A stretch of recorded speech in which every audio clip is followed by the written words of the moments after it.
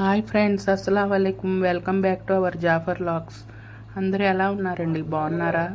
మీరందరూ బాగుండాలని మనస్ఫూర్తిగా కోరుకుంటున్నాను. ముందుగా మీ అందరికీ దేవి శరన్నవరాత్రుల శుభాకాంక్షలు అండి. మీరందరూ ఈ పండగ సంతోషంగా జరుపుకోవాలని మనస్ఫూర్తిగా కోరుకుంటున్నాను. ఈరోజు మన రెసిపీ వచ్చేసి చాలా సింపుల్ రెసిపీ అండి. అందరూ సింపుల్గా చేసేసుకోవచ్చు.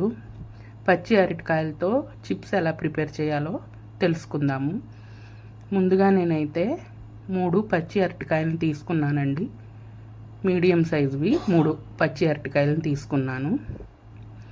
వీటిని ఒక గిన్నెలో తీసుకుని శుభ్రంగా కడిగి పైన చెక్కు తీసుకుని చక్రాల్లాగా కోసుకోవాలి.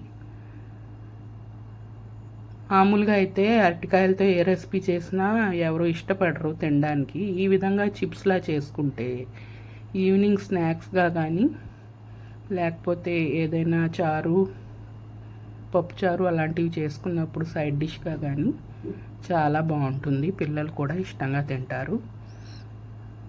ఇలా అరటికాయని తీసుకుని కడిగిన తర్వాత ఒక గిన్నెలో వాటర్ తీసుకుని అందులో కళ్ళుప్పు వేసుకోవాలి. ఉప్పు వేసుకుని కోసుకోకపోతే ముక్కలు నల్లగా అయిపోతాయండి.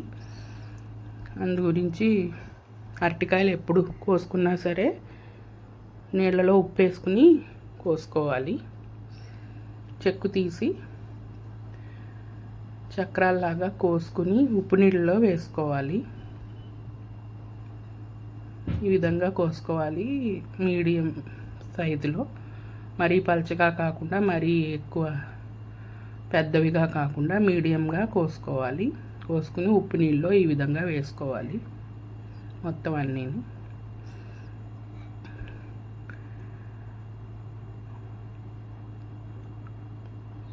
ఈ విధంగా చేసి పెడితే పిల్లలు కూడా ఇష్టంగా తింటారు.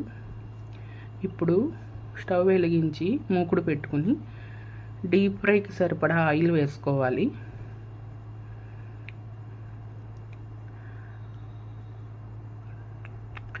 ఆయిల్ వేడైన తర్వాత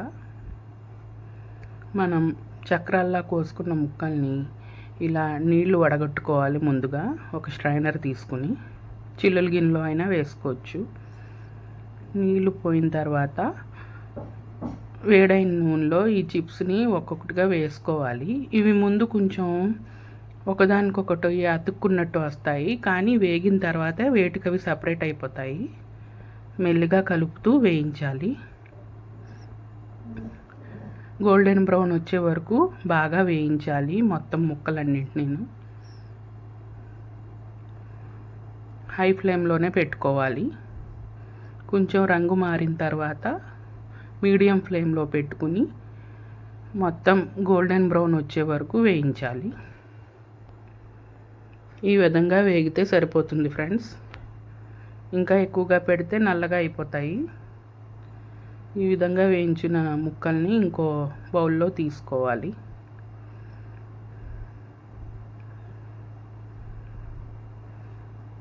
మొత్తం అన్నింటినీ వేయించుకున్న తర్వాత ఒక గిన్నెలో వేసుకుని అందులో సరిపడా ఉప్పు, కారం, 1 స్పూన్ ఉప్పు, 2 స్పూన్ల కారం వేసుకుని బాగా కలపాలి.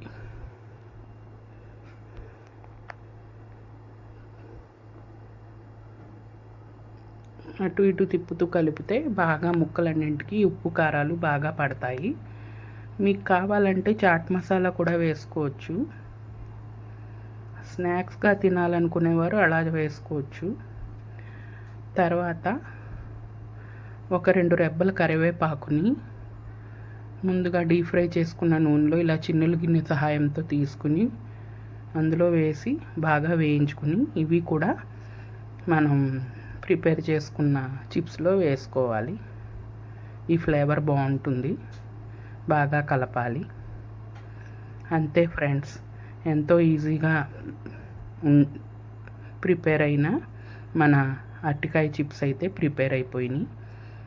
వీటిని నేరుగా ఇలాగైనా తినచ్చు, లేకపోతే ఏదైనా పప్పుచారు అవి చేసుకున్నప్పుడు సైడ్ డిష్లా పెట్టుకుని ఇలాగైనా తినచ్చు.